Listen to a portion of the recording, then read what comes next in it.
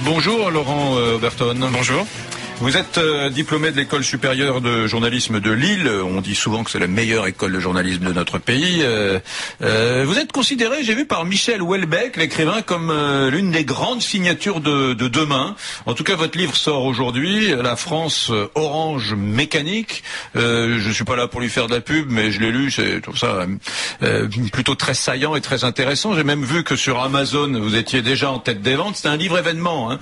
Mais alors, qu'est-ce qui vous a pris de nous raconter cette France violente à 1000 kilomètres de l'image que les touristes ont de la France, c'est-à-dire nous raconter une France violente, radicale, abrupte, une France de la détestation où un simple regard peut tuer, avec des chiffres, des chiffres. Vous parlez tout à l'heure de 200 viols par jour, de beaucoup d'agressions. Pourquoi vous avez eu envie de raconter cette France-là ?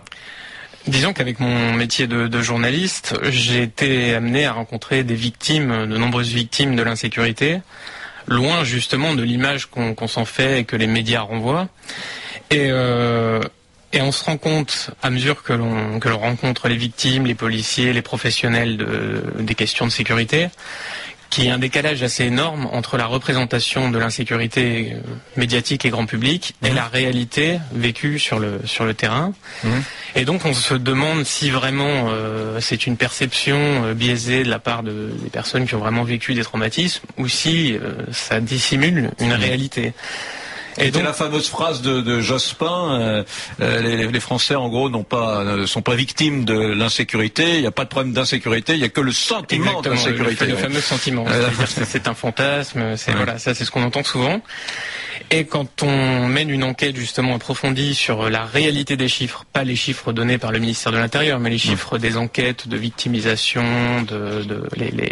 des enquêtes un peu plus poussées et plus élargies, on se rend vraiment compte que la réalité de l'insécurité est dissimulée de manière impressionnante. Parce que alors ces chiffres-là, on va pas les répéter pendant toute l'heure, parce que je veux surtout pas que ce soit une bataille de chiffres cette émission, d'autant que j'ai aucune expertise moi.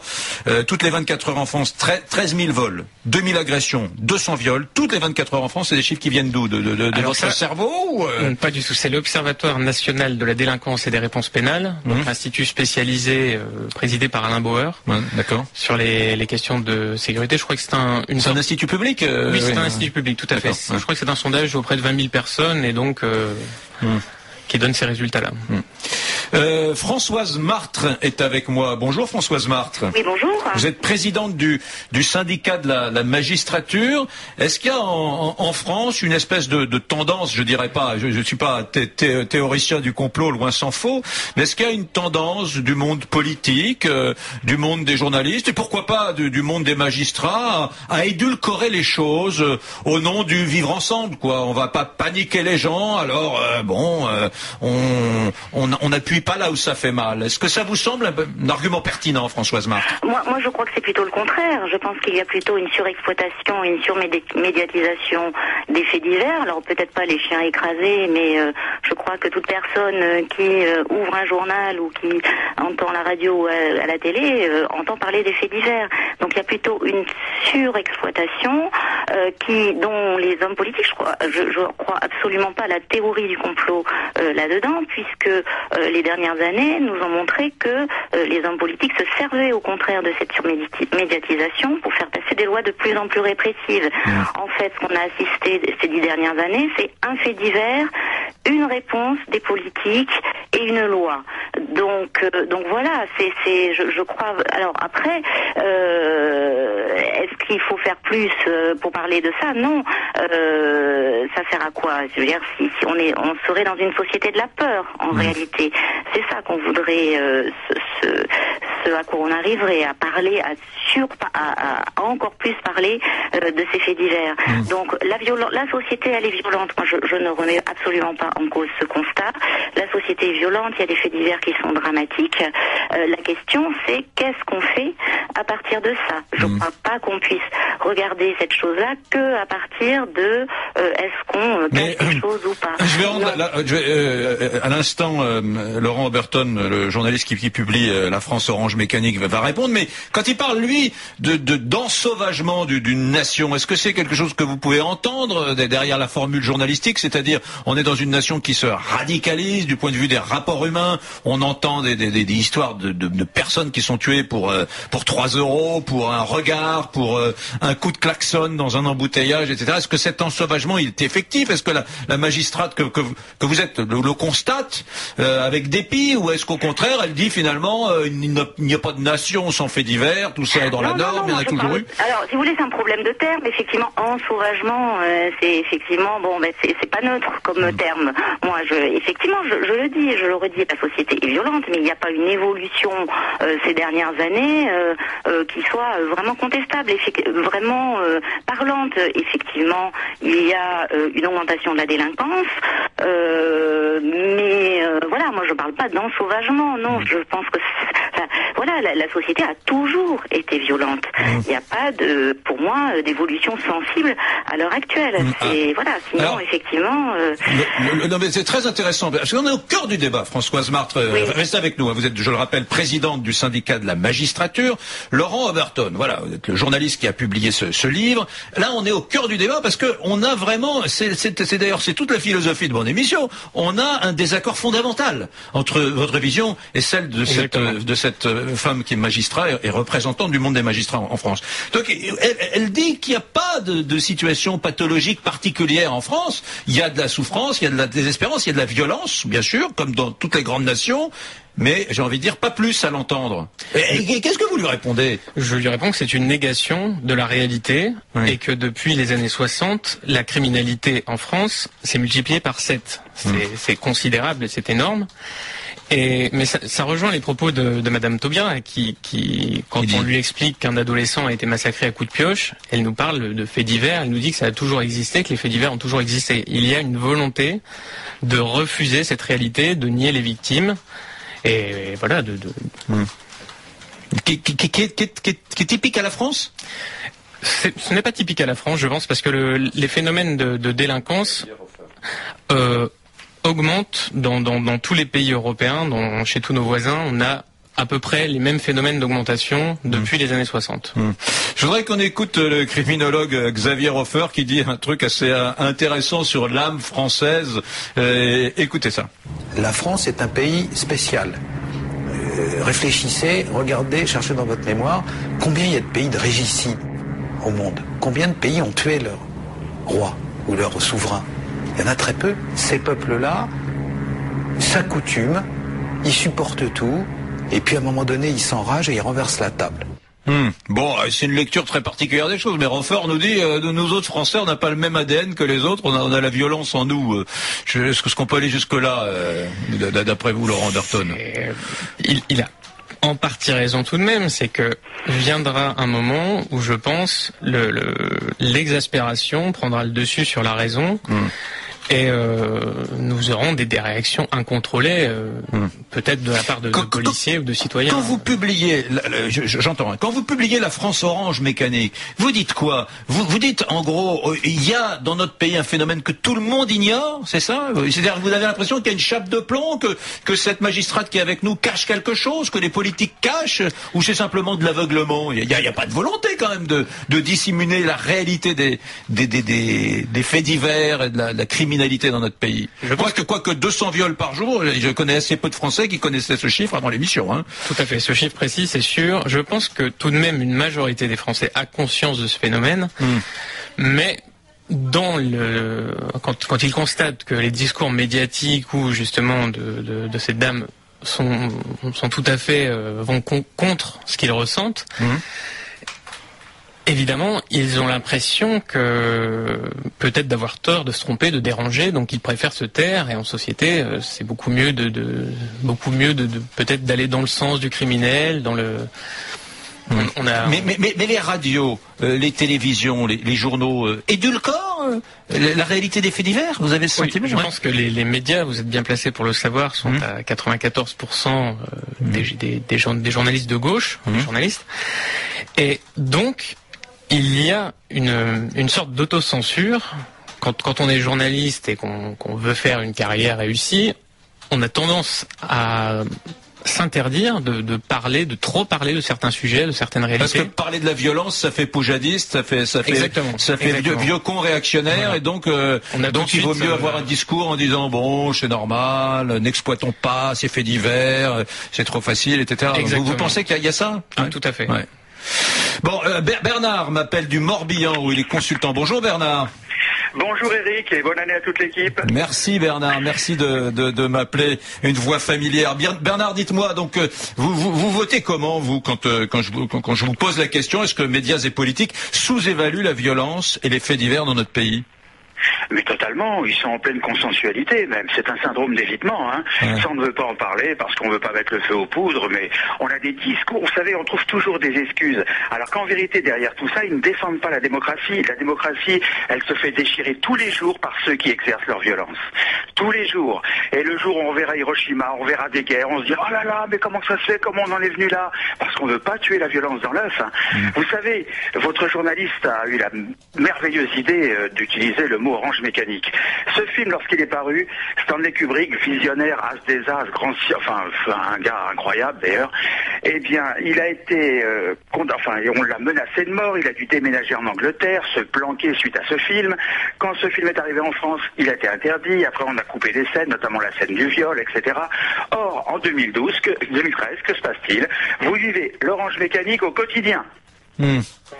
Eh oui, c'est une évidence quand même. Vous avez le sentiment d'une société ultra-violente, vous aussi vous vivez, vous êtes dans le Morbihan. Est-ce que vous vivez avec cette espèce d'idée présente à l'esprit que vous avez dans votre environnement la violence? Quelle est là? Eric, je suis un spécialiste de la violence pour avoir pratiqué le karaté étant jeune, l'aïkido, avoir été ceinture noire, faire des compétitions. J'ai rencontré Dominique Valera, à qui je rends hommage d'ailleurs. C'est vrai qu'on a d'excellents guerriers en France. Mais la violence, aujourd'hui, elle est devenue d'une banalité. Elle n'est plus... et bien sûr, même... heureusement d'ailleurs, j'habite plus la région parisienne parce que on l'a vraiment trop banalisé. On veut l'ignorer. Demain, Laurent Oberton, vous êtes l'auteur de La France Orange Mécanique dont nous parlait tout à l'heure à l'instant Bernard du Morbihan. Manuel Valls, le ministre de l'Intérieur, sort son nouveau thermomètre de la délinquance. Ce Valls qui est unanimement apprécié, qui est aimé en tout cas par des gens de gauche et des gens de droite. On peut imaginer qu'il va y avoir des critères et des instruments de mesure de la délinquance nouveaux, non? On rentre dans la transparence, vous croyez? Ou est-ce que gauche-droite est à mettre dans le même sac selon vous? Vous savez, j'ai l'impression que Manuel Valls a déjà existé et qu'il s'appelait Nicolas Sarkozy.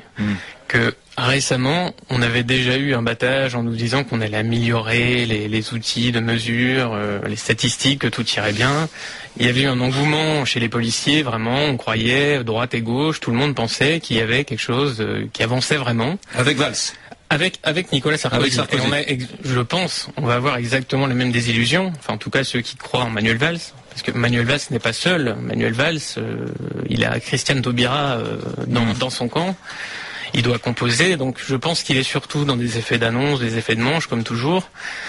Mais que la réalité est une fois de plus. Mais qu'est-ce qu'il aurait fallu faire? Vous m'expliquez que Valls, Sarkozy, ça va pas. Qu'est-ce qu'il aurait fallu faire?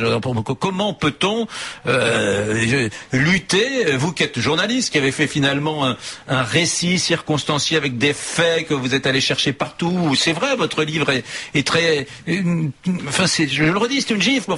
On voit quand même, c'est une accumulation de tragédies quotidiennes sur lesquelles vous portez une analyse. Mais comment on combat cela? Est-ce que finalement, Sarkozy et puis Valls aujourd'hui ne font pas tout ce qui est en leur pouvoir pour combattre cette violence? Que pourrait-on faire de plus en France pour lutter contre cette violence endémique que vous décrivez et qui va croissant?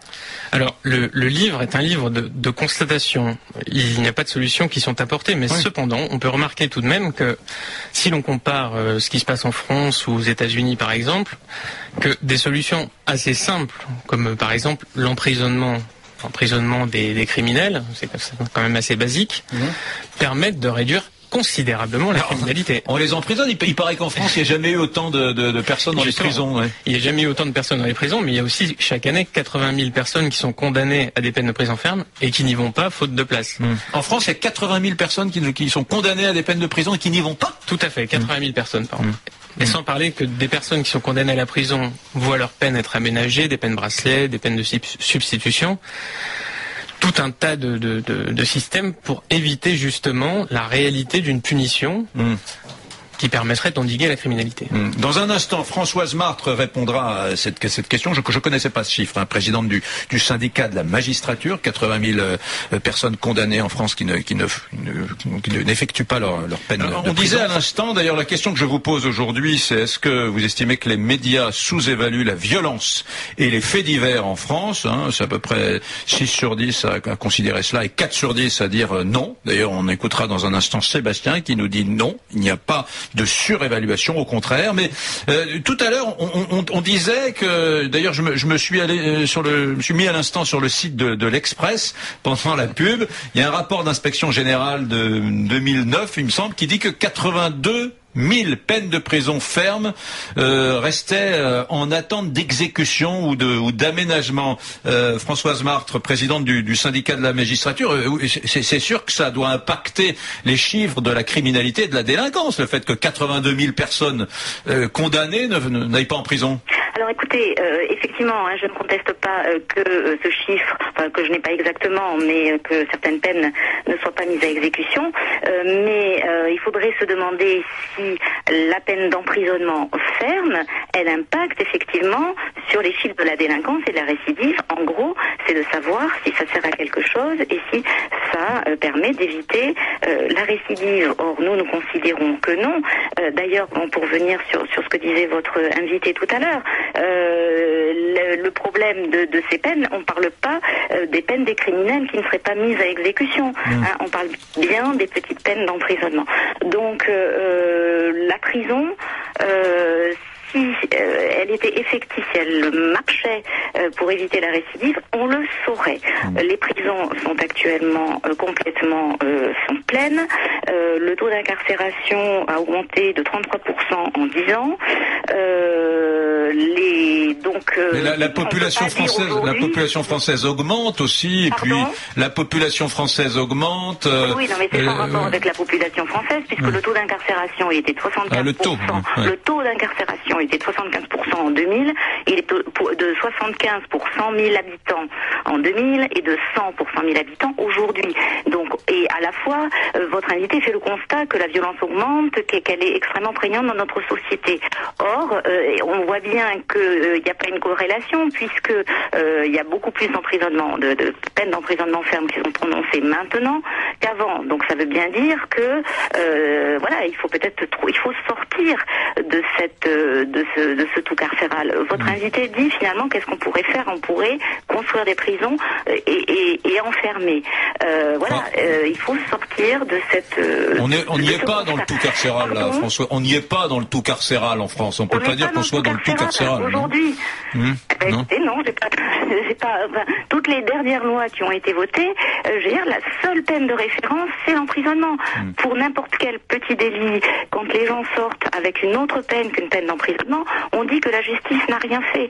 Or, on peut imaginer, si vous voulez, le problème, c'est que construire des prisons, d'abord, il faut des moyens. On sait que construire des prisons, elles vont être remplies très vite, et on sait que le budget de la justice ne permet pas ces choses-là. Il va falloir faire des choix. Il faut faire des choix budgétaires, il faut faire des choix de politique pénale.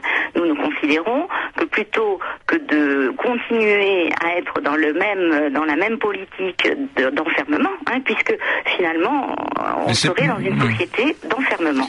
Voilà, il faut réfléchir à autre chose, et c'est le sens effectivement de notre réflexion qu'a engagé la ministre de la Justice avec la conférence de consensus. Ça consiste à voir à tête reposée Qu'est-ce qui marche? Quels sont les constats que l'on peut faire? Quelles sont les mesures que l'on peut prendre? Quelle serait la peine adaptée? Est-ce que c'est pas une position? Est-ce que c'est pas une je vous entends, hein, oui, Françoise Marthe, mais je me dis que c'est quand même des positions très idéologiques, quoi. Ça me fait penser à une vision un peu de gauche, un peu naïve, quoi. La sanction, enfin, c'est quand même la privation de liberté, donc c'est la prison. Je suis désolé. Pourquoi vous ne pouvez pas imaginer autre chose? J'ai du mal. La peine d'amende, c'est une sanction. Oui, je suis d'accord avec moi. Les suivis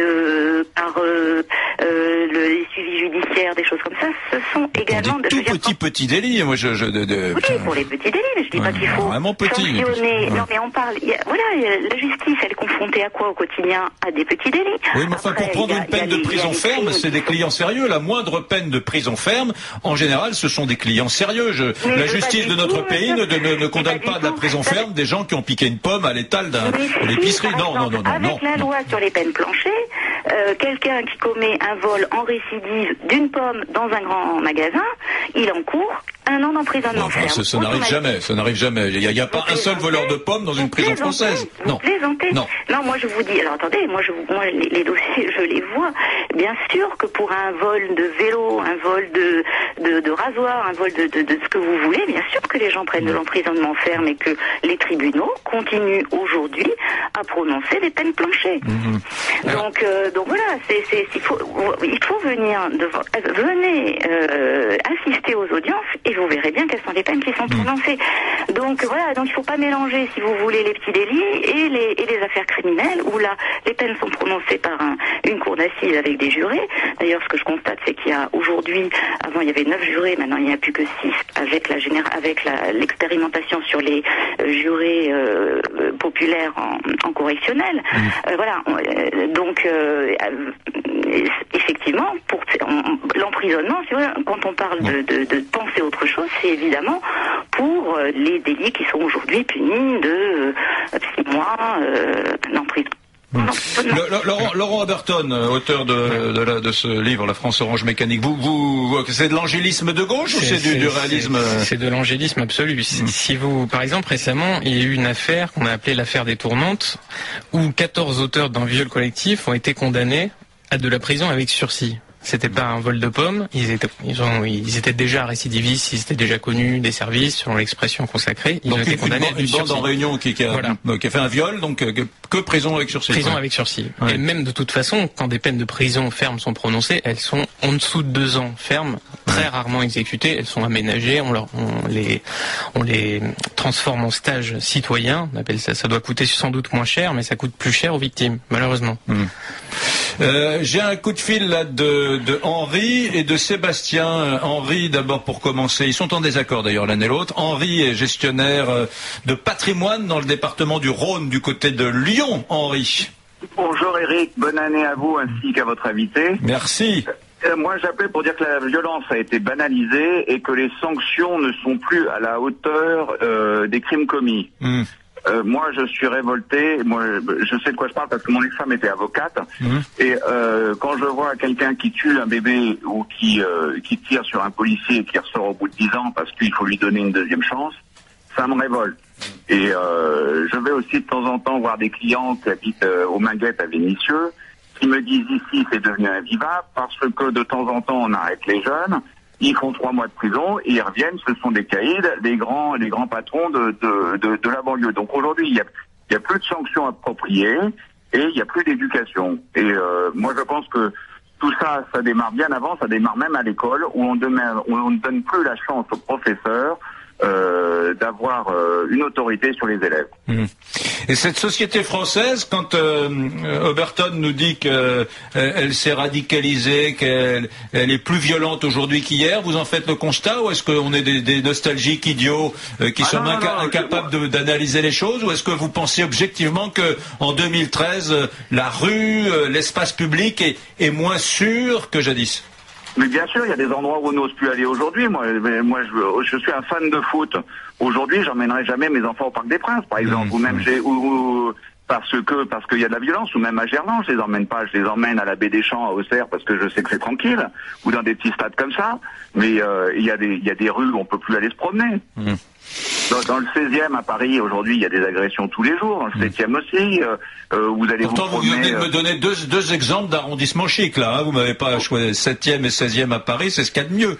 Oui, vous allez aussi du côté de Belleville, c'est pas mieux. Je suis désolé. Moi, je vais me promener à Belleville. Autrefois, j'y allais quand je vais à Paris avec grand plaisir, ou même dans les rues de Pigalle, c'est sympa d'aller se promener dans ce quartier-là parce que c'est touristique. Et aujourd'hui, j'y vais plus. Merci Henri, merci beaucoup. Merci, bonne journée. Merci à vous. Sébastien n'est pas d'accord. Sébastien, 31 ans, m'appelle de l'Ain, préfecture Bourg-en-Bresse. Non, qu'est-ce que je dis? Lons-le-Saunier, c'est quoi là? Excusez-moi. Bourg-en-Bresse. Ah bah dis donc.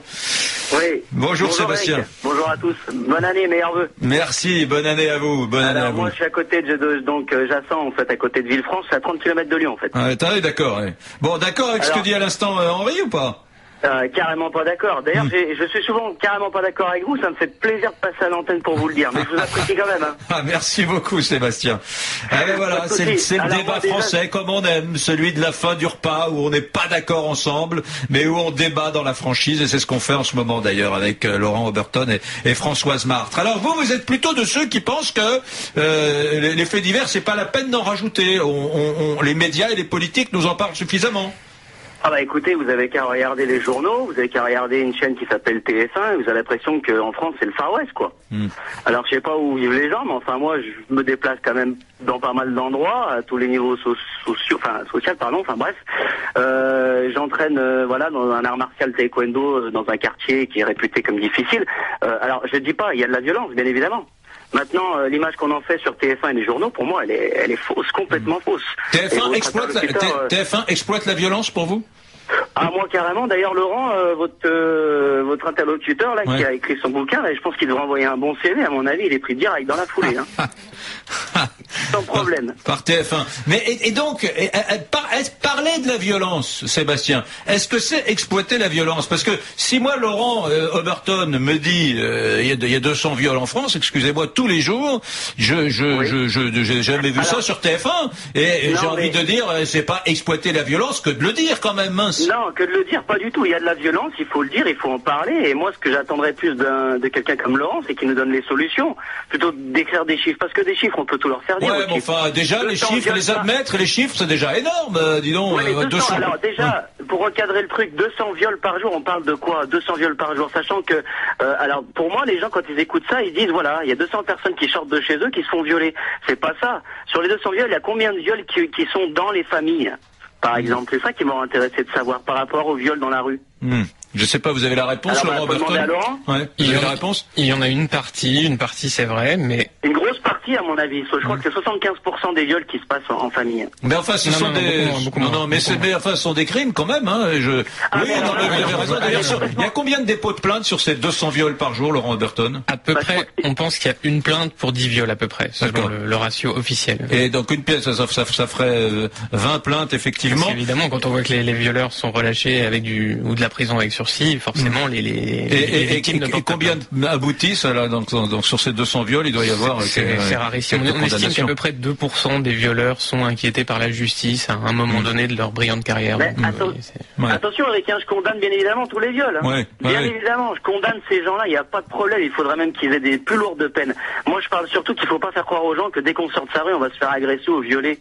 Parce que c'est complètement faux. C'est pas la société dans laquelle je vis et pourtant je vous dis, je reste pas dans mon petit bled paumé, je voyage pas mal, je bouge dans les grandes villes, etc. Voilà. Faut arrêter avec ce truc, on dirait qu'on est dans le Far West, quoi. Oui, mais enfin, je vous entends. On va pas essayer de faire croire aux gens que ça agresse à chaque coin de rue. C'est pas du tout l'idée.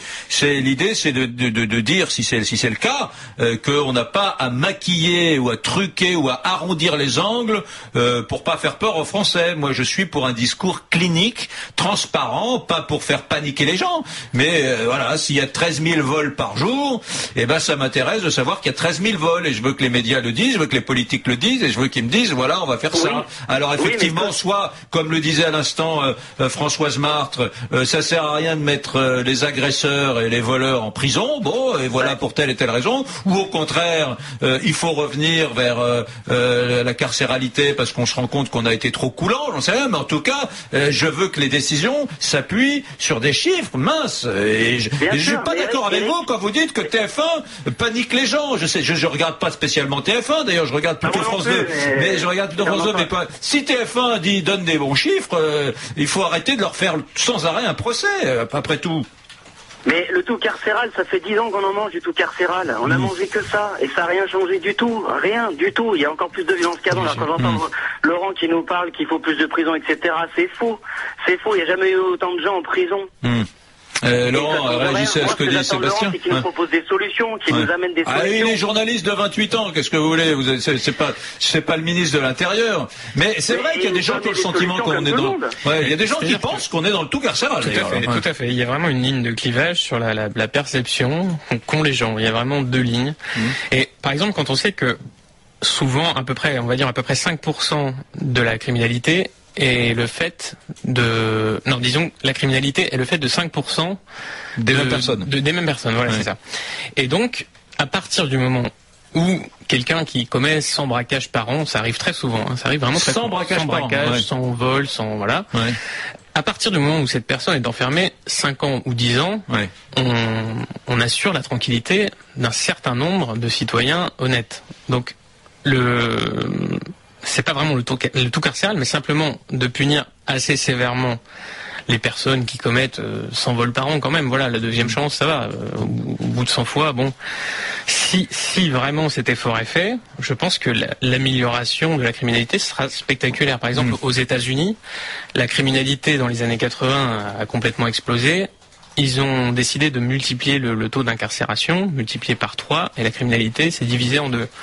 C'est-à-dire qu'il y a en fait le crime, le délit et le fait de personnes assez identifiées, et l'idée c'est que écarter ces personnes, les emprisonner, c'est pas simplement prévenir un vol ou un méfait, c'est prévenir des dizaines ou des centaines. Bon, intéressant comme idée.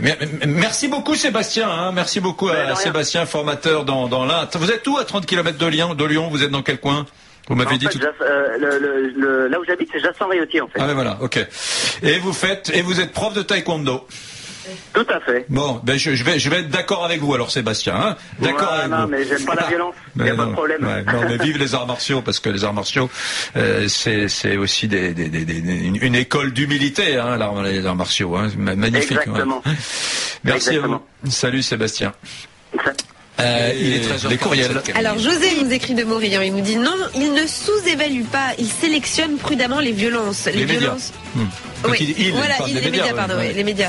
Les violences touchant les minorités ethniques sont souvent plus excusables, donc moins médiatisées que la violence ordinaire. Il est de bon ton dans notre monde médiatique de sous-traiter tout ce qui pourrait froisser la susceptibilité des minorités.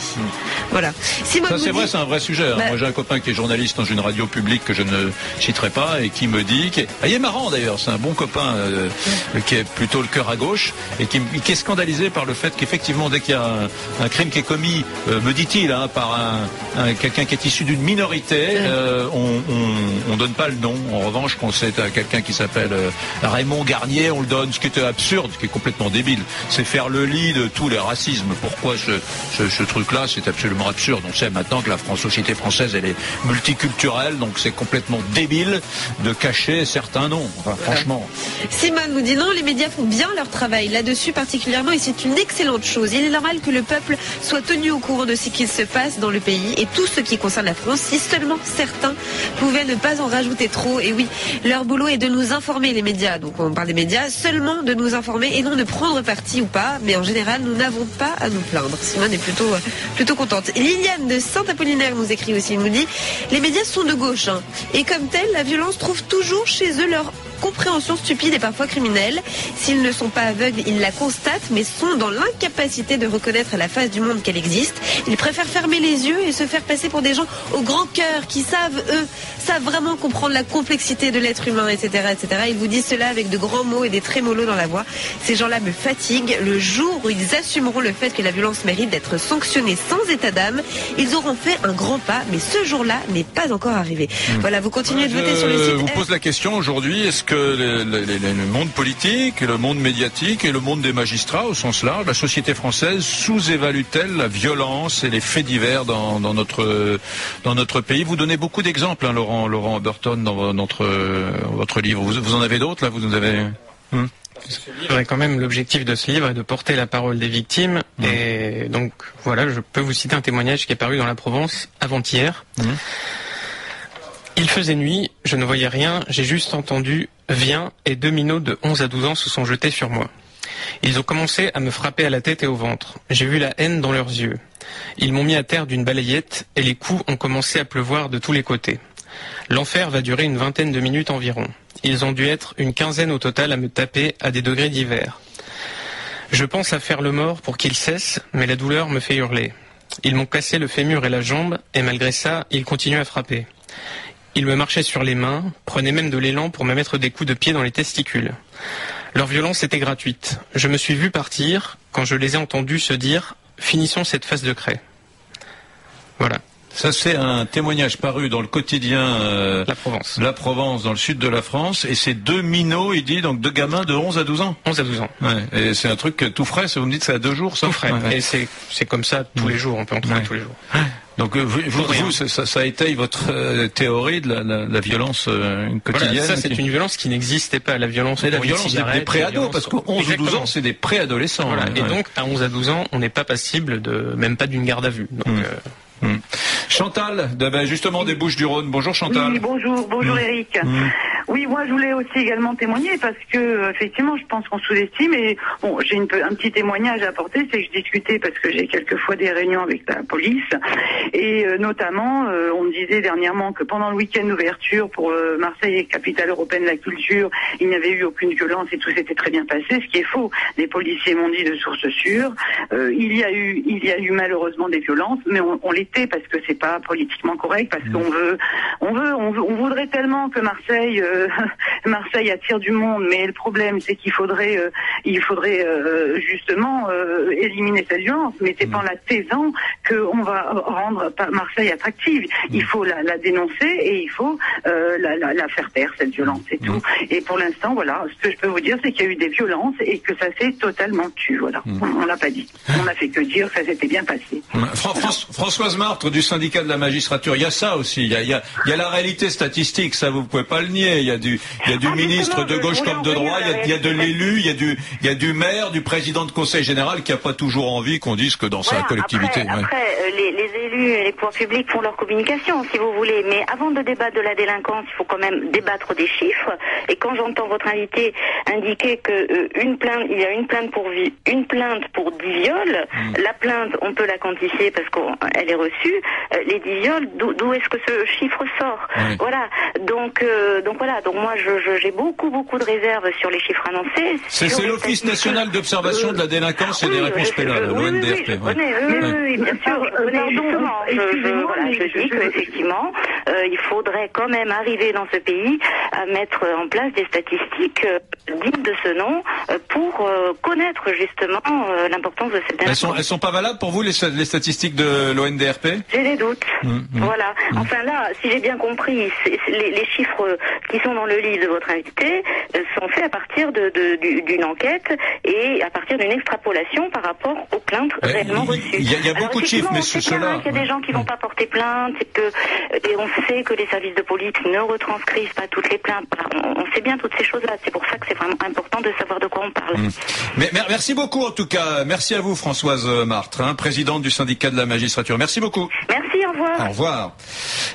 Merci Chantal, vous vouliez ajouter quelque chose, Chantal? Oui, juste pour dire qu'au niveau des plaintes, effectivement, moi Moi, j'ai eu 4 fois ma vitre de voiture brisée. J'ai porté plainte qu'une seule fois. Ouais. Ne serait-ce que pour ça. La nuit, comme ça, en passant, quelqu'un de temps en temps, il y en a qui s'amuse, qui casse la vitre, qui prend un poste de radio. Bon, voilà. Je faisais partie de la série dans la rue. Mais c'est arrivé 4 fois cette année. J'ai porté plainte qu'une fois parce qu'on passe 4 heures au poste et ça n'importe rien. Donc, bien sûr que les statistiques sont sous-estimées, évidemment. Merci beaucoup, Chantal, qui m'appelle des Bouches-du-Rhône. Merci à vous. Au revoir, bien. Chantal. Bonne journée. Au revoir. Au revoir. Et merci à Laurent Oberton qui publie La France Orange Mécanique, un document publié aux éditions Ring, sous-titre Nul n'est censé ignorer la réalité. Je souhaite bon vent à votre livre qui sort aujourd'hui. Je ne sais pas où il ira. En tout cas, force est de constater qu'il pose des questions et qu'il suscite le débat. Merci Laurent Oberton.